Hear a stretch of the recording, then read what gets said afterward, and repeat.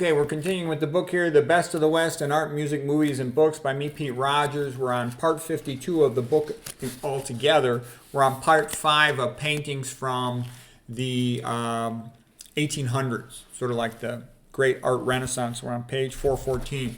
So this is the sort of the rock of the ages, the cross. Cling to the cross, to save your life, to save your civilization. And it's an interesting sort of contrast here. For example, the West. If it returns to Christianity, has a revival, it will survive. It'll be fine. If it doesn't, it will drown and die and turn into a third world crap hole. And that's where it looks like it's headed right now. But hopefully it can turn it around. This painting is by Johannes Ortel. But it pretty much shows it. That's the only thing that can hold a civilization together. You have to have a religion. And there's only two choices. It's either going to be a return to Christianity or it's going to be atheism. And it's going to be atheistic Darwinism, meaning that human life has zero significance, zero intrinsic value, zero rights. Okay, just talking monkeys. Okay, and that's already the de facto standard within the public school system at the grade school, university, and grad school level. Okay, and it's a system that has no mercy, no respect, no significance to the individual. This is how that is in third world crap holes. Individual life means nothing. So, people are headed back. They think that's scientific. It's not scientific. It's barbaric is what it is, but we're headed that way. Here's a painting called Il Pensiero, the melancholy thinker. Okay, and I'll tell you what this reminds me of. He's looking at a painting of the Virgin Mary there. Does anybody recognize what this reminds of? Ave Maria, the version by Schubert, the Prayer of the Fugitive, Ellen's song. Ellen and her father were fugitives. Her father had fallen out of favor with the king, and they were on the run. And she made this prayer to Ave Maria. That's Schubert's Ave Maria. I'll put a link to the version by Ilya Laparov, the cellist. It's very beautiful. It's so magnificent. It's so sad and in despair and desperate, and it's just great in a beautiful way. I will link to it, okay? Okay, this painting here is called The Widower by Luke Fildes. So anybody that thinks a mother and a father are the same, take a look at this painting. The best person in the world for a child is mama. Okay, the next best person in the child is grandma. The father or the mother side. And then comes papa. Don't get me wrong, as the kids get older, I think once the kids hit puberty, fathers are more important and better parents than mothers are. Because we're more objective and rational. Mamas are all emotional. Kids need that unconditional love at times, okay? And don't get me wrong, moms are better for something, dads are better for other things. But I think when the kids are, getting to puberty age, they need dad's objective. Do your work, keep your mouth shut, build a skill. Whereas mama's always telling the kids they're so wonderful, and sometimes they're not, and they need the father's harsh reality. But anyways, a house full of babies needs a mama. Papa, Papa's got to go work.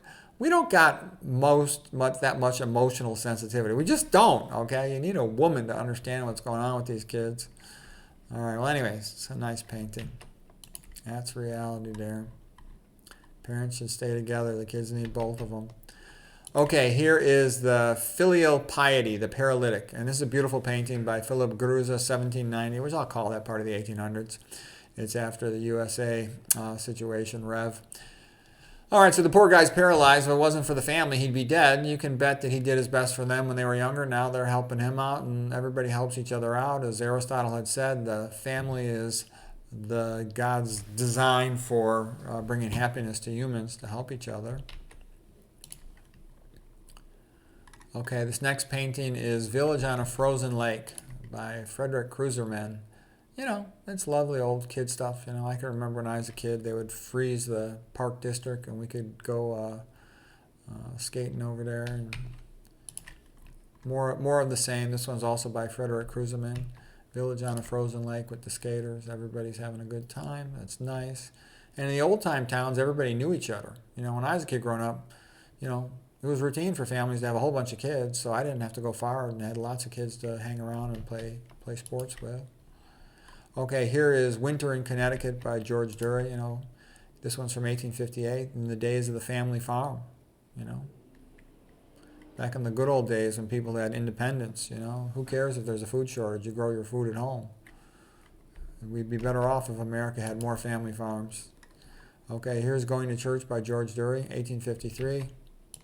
And the church creates a sense of community, gets everybody together every weekend so they see each other, they can talk, maintain their friendships, get to know each other's families. It's a good thing. Here is another painting of going to church, Sunday morning, walking to church, going over the bridge by Asher Brown Durant from 1860. Nice, again, sense of community. Everybody knows each other. From all the church stuff, you got a lot in common. You know all the Bible stories, you have a lot in common. Now on this one, the picture's kind of taller than my screen, but you can see it. This is in Latvia.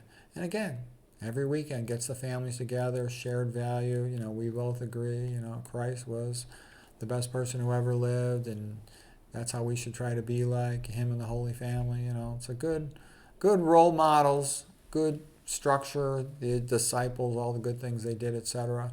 The other Bible stories about how you should live. It's all good for a community. You remember that stuff. You study all the silly stuff in the public schools, you don't remember anything. Nobody remembers nonsense, but you remember the stories from the Bible and the guidance it gives you in the message of Christ. Love thy neighbor. Give each other the benefit of the doubt. Is that what you do to the least of my brethren, you're doing to me? That's good advice to get people to be nice to each other.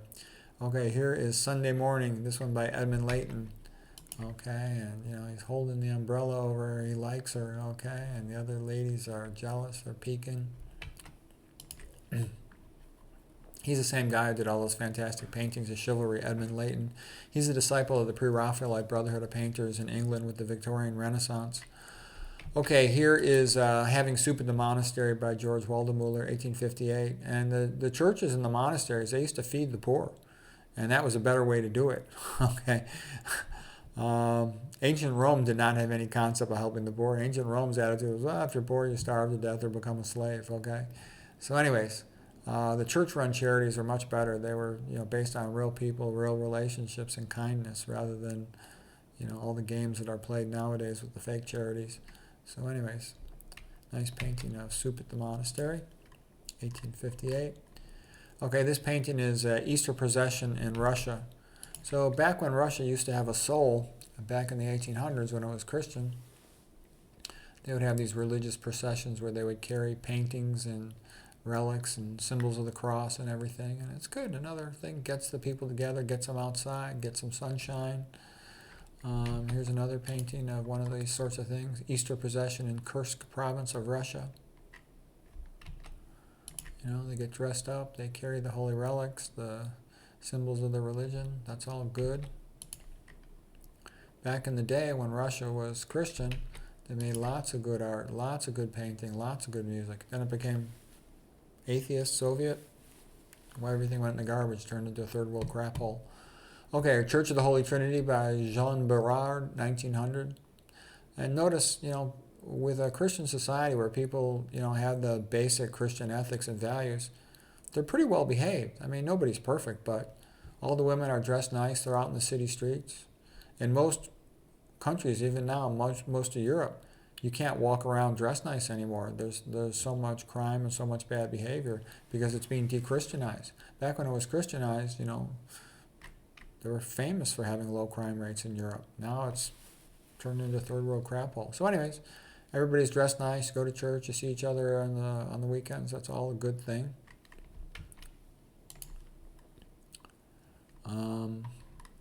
Here's another painting of a similar thing, a lady going by herself shopping. Nowadays in Europe, a lady can't walk around by herself. It's not safe. This is also by Jean Beraud, young lady crossing the street. Here's a painting inside a Catholic cathedral by Yanaro Perez Villamil from 1854. And you notice this is a Catholic church, all the beautiful sculptures, you know, the buried saints and stuff, the stained glass windows, paintings, okay, the decorative sculpture and stuff, and that's typical. Catholic churches are much more ornate, much more religious.